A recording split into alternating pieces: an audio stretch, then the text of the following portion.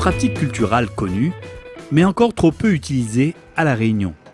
En partenariat avec les professionnels des filières d'élevage, l'ARP, l'Association réunionnaise de pastoralisme, a décidé de développer la technique du sursemis auprès des éleveurs. Les éleveurs connaissent ou ne connaissent pas, mais remettre, je dirais, du visuel sur quelque chose dont on parle souvent et redonner les règles de réussite, parce qu'il y a déjà eu des sursemis qui ont été faits, mais pas forcément dans les bonnes conditions.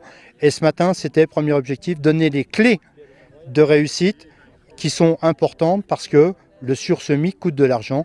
La prestation, la semence et un peu d'engrais, on est vite à 500 € de l'hectare, donc on n'a pas le droit de se louper. Donc donner toutes les conditions est quelque chose d'important. Les récentes journées techniques consacrées à la production fourragère ont ainsi permis de rappeler aux éleveurs ce qu'il faut faire pour réussir un sursemis dans une prairie. On va implanter ça sur des prairies qui sont déjà productives, entre guillemets. Quand j'entends par productive, ce n'est pas une prairie que l'on a délaissée, où on n'a pas amené d'amendement depuis très longtemps, etc., etc. Voilà, on n'a pas forcément une bonne terre, mais une bonne gestion de la prairie.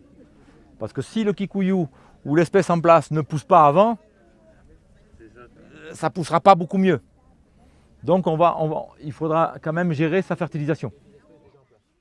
Donc l'avantage, c'est de semer sur une prairie existante ou qui a subi donc, sur un certain laps de temps un déficit en termes de fourrage.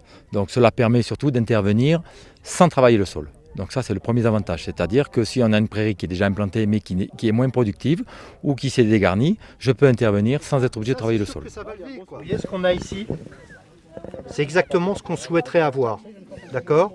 Et avec un petit coup de rouleau, on va pouvoir resserrer comme ça et avoir une graine qui va vraiment être au contact.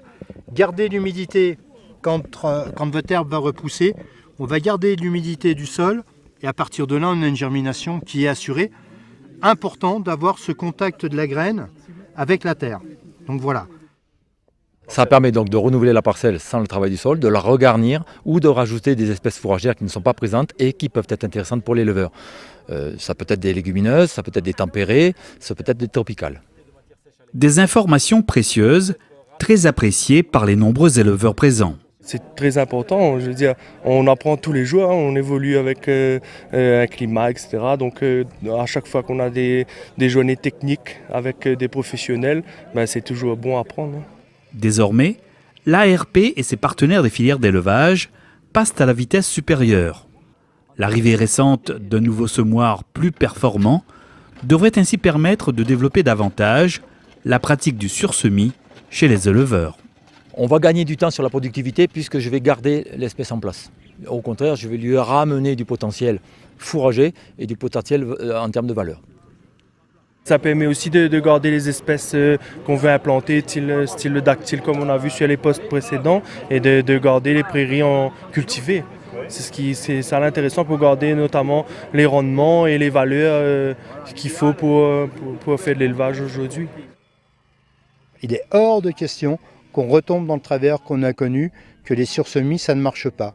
On est dans une parcelle où le sursemis marche très bien et on a plein de parcelles sur la ferme où c'est fait dans les règles de l'art. Donc on n'a pas des parcelles qui sont meilleures ici qu'ailleurs, donc c'est à la portée de tout le monde.